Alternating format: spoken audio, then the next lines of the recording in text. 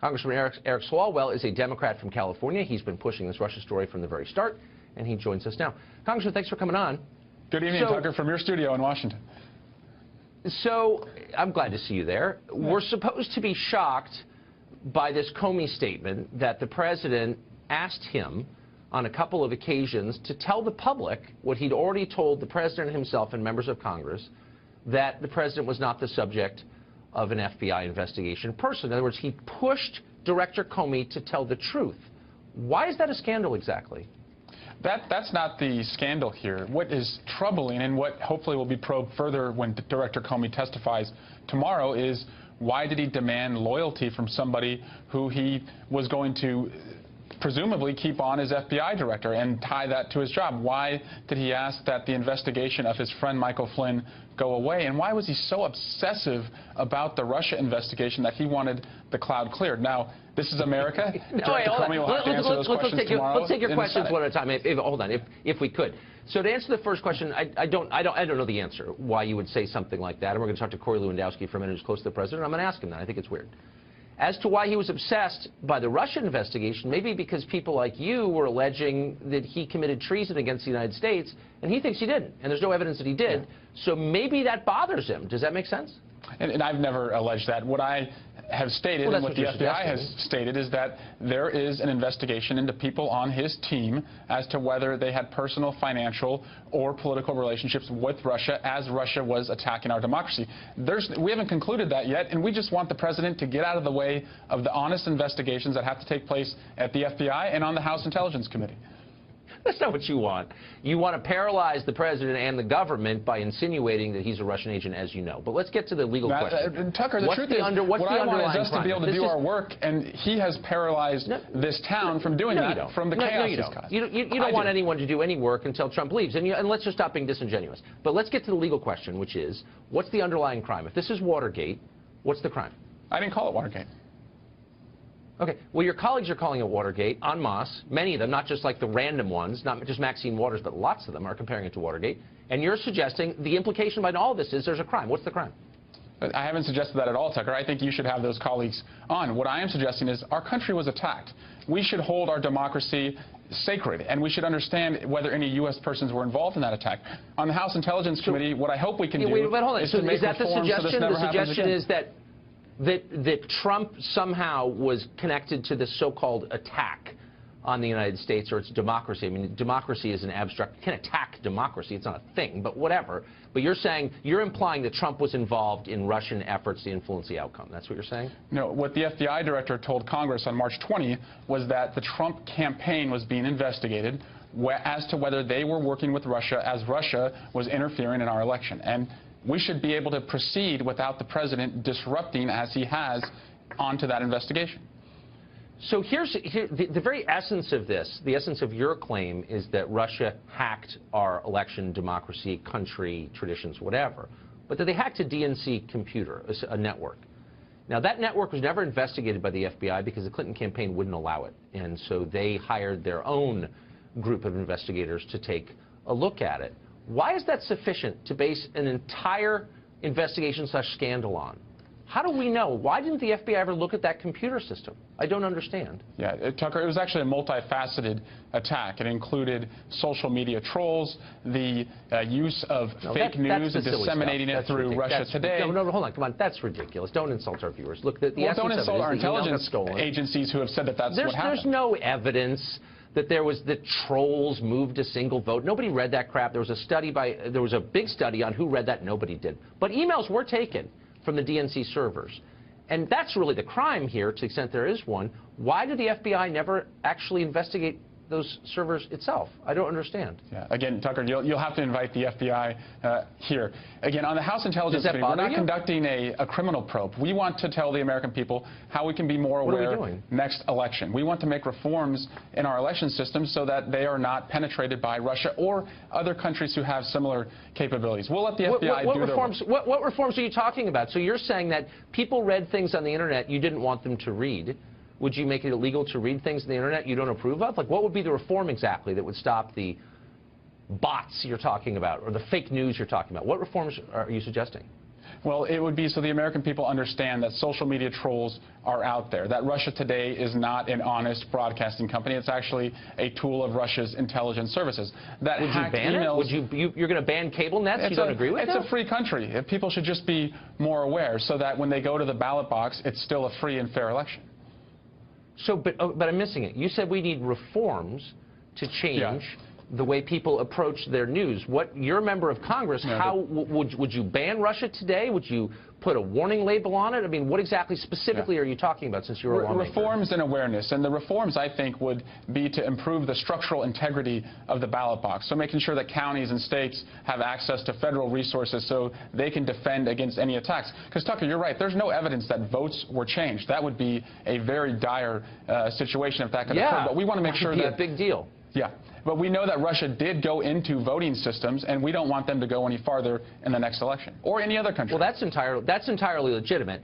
Of course. I mean, everyone wants to see the integrity of the system preserved and want to make sure that only voters who are allowed to vote. That's why people would push ID laws, and you fight against them for reasons that aren't clear. But really quickly, is there anything you would do to stop the proliferation of this terrifying fake news you guys are always talking about? What would you do about that?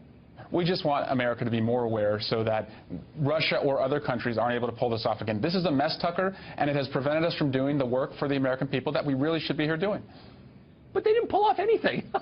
And by the way, when you can figure out what exactly they pulled off and like be super specific about it, please come back anytime. I'll be quiet as you explain. Back, Tucker. Thank you, Congressman. And congratulations on your new baby, by the way. Oh, thank you. Well, thank you, Mr. Chairman. I yield back. Too much time, Mr. Pryor.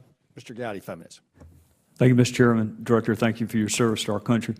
Let's go back to where we were a couple of minutes ago. You mentioned, or you testified, that you had a conversation in August of 2016 with your Russian counterpart. You testified that you briefed at least 8 members of Congress throughout the pendency of your investigation when you learned of Russian efforts. And we'll get to that in a minute, because my understanding from your unclassed report is Russia has historically attempted to interfere with our electoral process, and they did so without coordination, collusion, or conspiring with any of the candidates. So they have a history of doing it. We'll lay that aside for a minute. 2016 electoral process.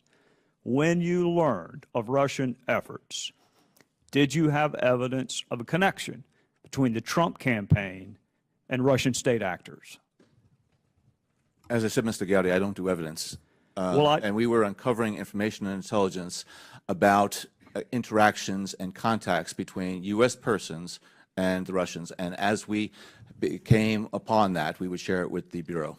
I appreciate that you don't do evidence, Director Brennan. Unfortunately, that's what I do. That's the word we use. You use the word assessment. You use the word tradecraft. I use the word evidence. And the good news for me is lots of my colleagues on the other side of the aisle use the word evidence too. One of my colleagues said there is more than circumstantial evidence of collusion between the Russians and the Trump campaign.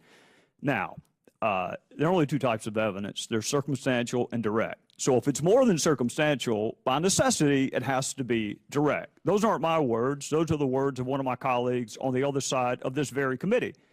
Another Democrat colleague on the other side of this committee also used the word evidence, that he has seen evidence of collusion between the Trump campaign and the Russians. And yet a third California Democrat said she had seen no evidence of collusion. So that's 3 different members of Congress from the same state using the same word, which is evidence. And that's the word that my fellow citizens understand, evidence.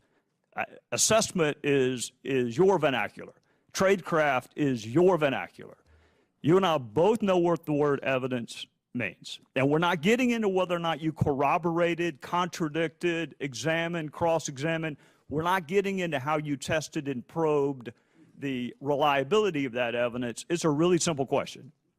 Did evidence exist of collusion, coordination, conspiracy between the Trump campaign and Russian state actors at the time you learned of 2016 efforts? I encountered and am aware of information and intelligence that revealed contacts and interactions between Russian officials and U.S. persons involved in the Trump campaign that I was concerned about because of known Russian efforts to suborn such individuals, and it raised questions in my mind, again, whether or not the Russians were able to gain the cooperation of those individuals. I don't know whether or not such collusion, that's your term, such collusion existed. I don't know.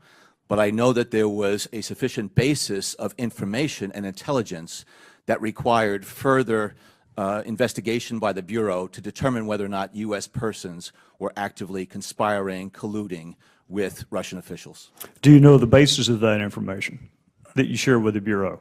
I mean, what was the nature of the evidence? I think, Mr. Gowdy, this committee has now been provided information that relates to that issue in terms of information that the agency shared with the Bureau, and that is something that is appropriately classified. All right, and you learned that when in this chronology did you learn of the contacts between these official members of the Trump campaign, or because there's kind of a tripartite hierarchy. There's Trump himself, there are official members of the campaign, and then there are folks who represented themselves as being connected with him. I'm not going to try to identify individuals nor try to parse it. I don't want you to parse it. I just want you to identify the individuals. I don't want you to parse it. I'm not going to identify the individuals because this is information that, again, is based on classified sources and intelligence. Were they official members of the campaign? I'm going to defer to current agency officials to be able to further provide to you information related to that. But my understanding is that this committee has access to the documents that we would have provided to the Bureau. All right. Last question, because I'm out of time.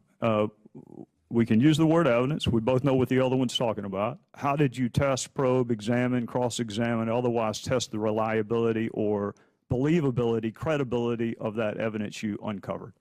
I made sure that the components within CIA that have responsible for counterintelligence, cyber, and Russia were actively working to understand as much as possible about the reliability, accuracy of the information that they already collected and the information that was available